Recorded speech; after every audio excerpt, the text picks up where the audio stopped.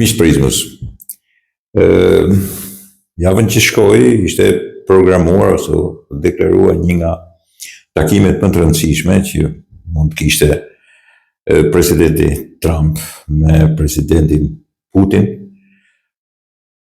për një farë mënyre, jo dhënien fund të luftës, por një armë pushimi dhe diskutimin e disa modaliteteve ose moduleve, më mirë të themi, se si mund të arrihesh edhe armë pushimi, po si mund vendosen në një farë strategji, zhvillimi edhe krijimi i kushteve, jo vetëm për armë pushim, po pastaj edhe për paqe. Dolën shumë variante dhe disa prej tyne, jo varianti i fatshëm i Donjeskut, mbajmë atë dhe pastaj të rigjemi, pastaj u përfol edhe për Donbasin, një variant i Krimeas i cili ka funksionuar në 2014 në sajt forcës dhe i toleruar nga gjithë bota, por njëkohësisht edhe me shumë problematika, kupton, të cilat e akuzojnë Rusinë, por shpeshherë edhe i justifikojnë sepse në Krime ka ndodhur po ashtu edhe në Donjesk dhe në Donbas krime nga më të ndryshme, të cilat i ka shfrytzuar pastaj edhe Putin edhe Rusia për të bërë sulmin e tyre, që sigurisht është një sulm barbar në një shtet i cili ka territorin e vet dhe ka prej kohësh sovranitetin e vet. Kur mor vesh që do të bësh, takimi përpara ishte diskutuar shumë edhe dërgimin në Ukrainë të raketave Tomahawk. Nuk është njësoj si të kesh të thuash që kam Patriot është një fjalë, sepse raketat Patriot janë mbrojtëse.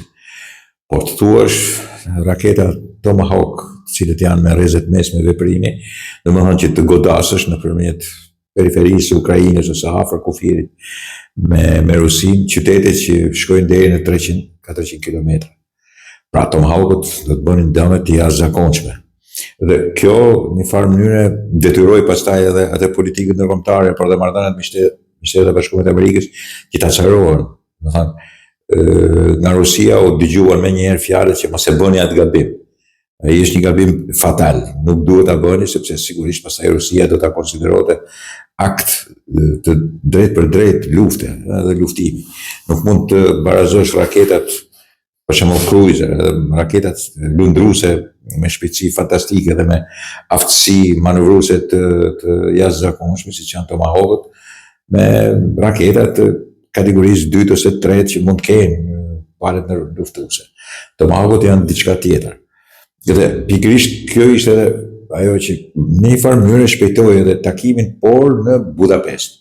Vetë lënia e takimit në Budapest, sidomos ke presidenti Orban, çoi temperaturën në Bruksel dhe në disa vende të Bashkimit Evropian, në disa vende, jo ke gjithë vendet. Brukseli ka një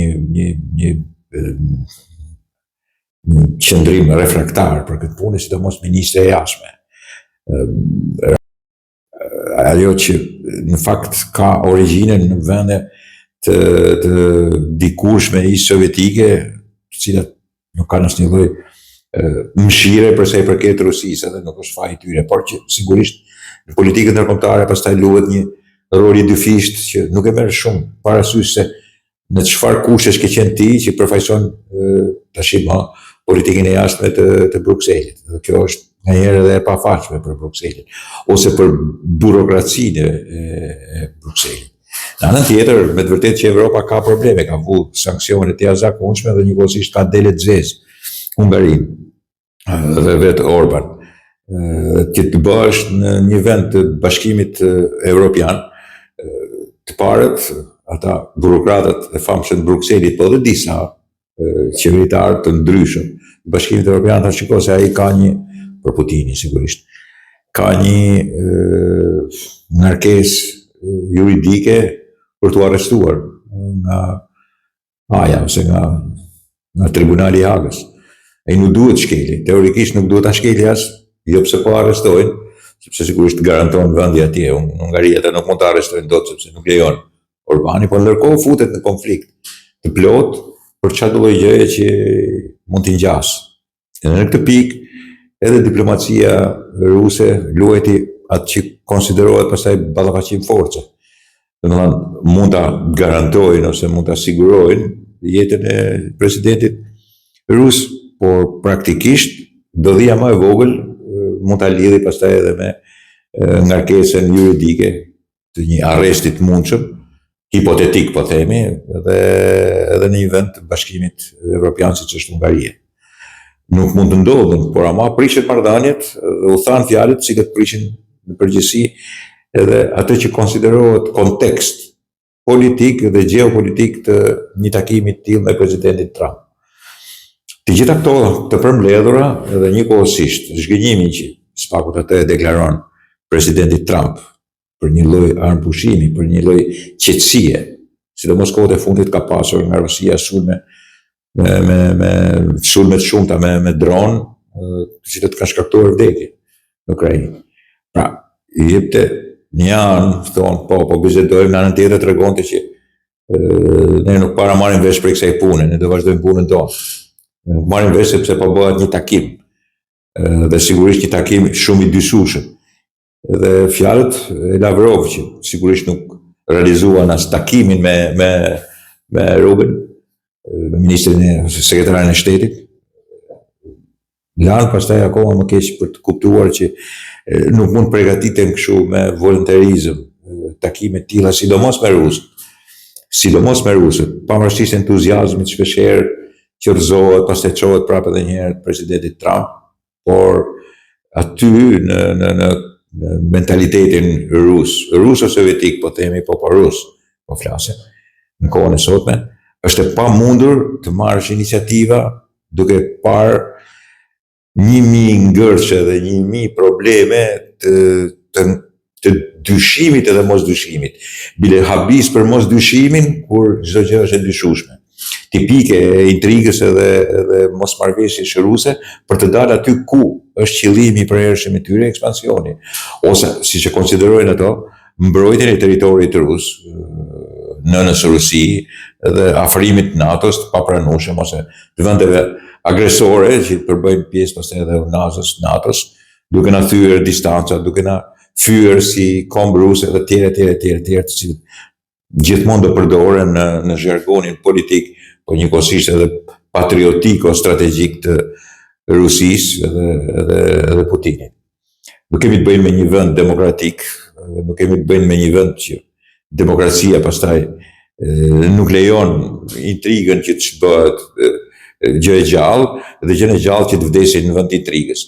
Këto ndodhin në Rusinë, cariste, sovjetike dhe putiniste. Nuk mund të ndodhin në vendet perëndimore. Ato kanë të këqijat e veta, por ama kanë demokraci që funksionon, dhe ajo demokraci i mban gjallë për sa i përket fjalës që flitet dhe njëkohësisht ligjit zbatimit në këtë lloj drejtimi. Në Rusi këto punë nuk njihen, dhe sidomos merr një vendim të një nate më përpara të thyer për një natë më mbrapa të karakterit tipik të një ish shefi të KGB-s dhe president e kryeministrit i Rusisë prej, po themi, 25 vjetës. 20 vjetë, por 25 vjetës me gjithë kohën e, po themi, Jelcinit edhe kohës guvernatoriatit edhe kohën kur ishte zëvendës i guvernatorit Moskës ose kryebashkiakut Moskës. Putini i tillë është. Tash kemi të bëjmë edhe me perëndimin disi përçar, ndryshe ka politikat jo se sulmuese edhe si themi tash komplementare presidentit Trump, ndryshe krehet burokracia dhe Bashkimi Evropian ose Evropa në përgjithësi.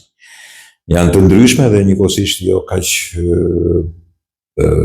komplementare, nuk janë bashkuese edhe përbashkuese. Nuk mund të jenë në një frym. Janë në frymëra të ndryshme dhe veprojnë në mënyrë të ndryshme dhe në frymë të ndryshme.